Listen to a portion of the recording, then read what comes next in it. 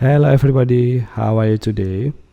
I'm so happy because we are here back for you, my students, and I teach you about Prakarya kelas 12 SMA. Sebelum kita masuk ke pelajaran, ada beberapa murid yang sudah ngasih dan mengirim tugasnya. Yang mengirim tugas prakarya ada Chelsea, Cindy, Yani, email Nurlita, Matias Giawa, Meiman Giawa, Nopi Danduru, Rosvita, dan Wetina. Nah, bagi yang belum saya sebutkan berarti belum selesai. Oke. Kita boleh lanjut. Materi selanjutnya yaitu perencanaan dan produksi kerajinan untuk pasar lokal. Nah, pelajaran sebelumnya adalah perencanaan. Sekarang kita perancangan. Jadi kita harus merancang-rancang atau kayak kita harus membuat ini nih, kita harus membuat ini nih. Nanti bentuknya seperti ini, bentuknya seperti itu. Itu ya, perancangan. Kita lanjut. Ada 4 dalam perancangan. Yang pertama adalah mencari ide produk dengan curah pendapat. Artinya kita cari atau kita tanya beberapa orang, ini gimana sih buatnya? Kamu bisa bantu saya kasih ide enggak? Gitu. Contoh, apa-apa saja dipersiapkan gitu. Beberapa berat total seluruhnya. Kita ini ibaratnya tentang tas ya, tas. Nah, seberapa besar bentuknya, bentuk tasnya, bagaimana bentuk tasnya, mungkin dia lebih besar atau kecil atau lebih minimalis. Terus bagaimana cara membawanya, bagaimana cara membukanya. Nah, itu dulu.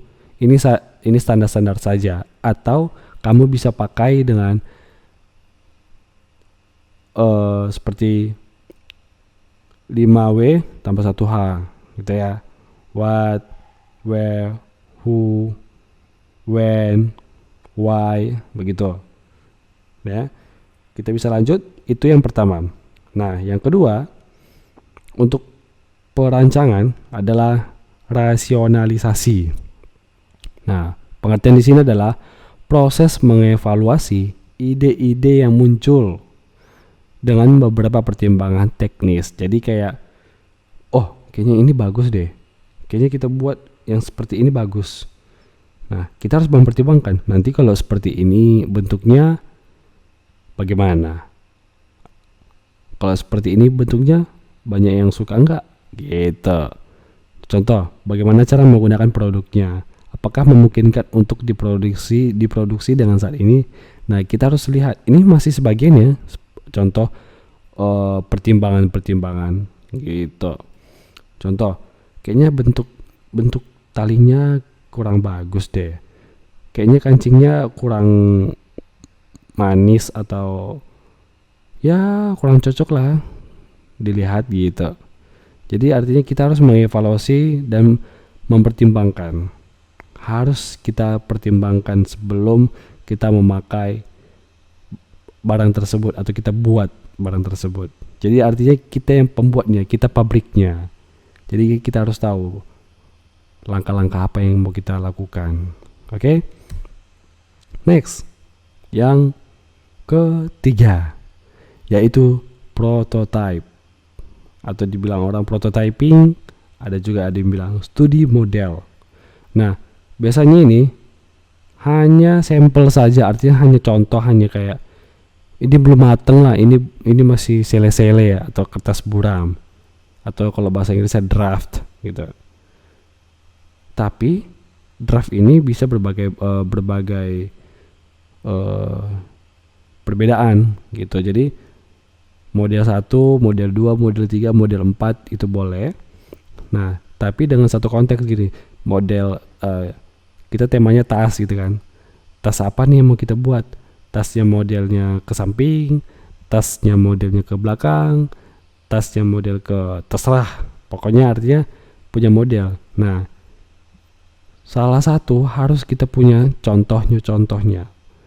Jadi model tas yang ke samping kita harus buat contohnya yang semenarik mungkin sehingga kita dapat mempelajari, wah kayaknya kalau ditaruh ini, kalau ditambahkan ini kayaknya lebih menarik gitu, ya kan? Itu namanya studi model, membuat bentuk atau contoh atau gimana ya, sele-sele lah gitu, supaya kita bisa oh kayaknya ini bagus nih gitu. Oke, seperti ini gambarnya. Nah, lihat ya, ini hampir sama, sama-sama punya garasi di mobil. Di sini garasinya, di sini garasinya. Saya harap anak-anak saya paham dan mereka memiliki jendela, tapi sini 2, di sini 1. Nah, di sini mereka punya dinding, di sini ada jendela, di sini jendela, tapi pintunya beda. Nah, hampir sama, ya, hampir sama, cuman berbeda. Oke, seperti itu contohnya adalah prototyping. Kita lanjut. Dan yang keempat adalah penentuan desain akhir. Di sini harus kita berhati-hati. Jangan sampai kita salah memilih, salah keputusan, salah ambil tindakan. Jadi kita harus lihat matang-matang apa yang kita lakukan. Oke, contoh studi model. Jadi penentuan desain itu tergantung dengan studi model kita. Jadi berdasarkan sele-sele kita tadi.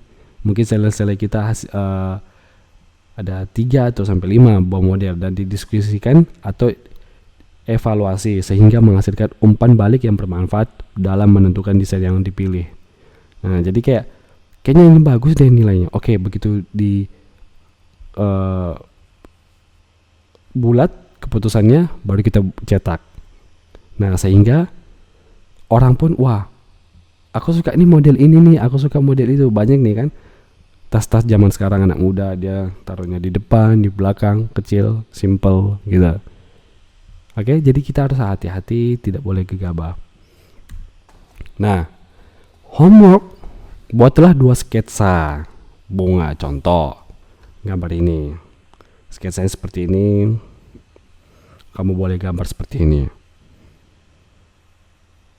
Nah, langkah-langkahnya juga seperti ini.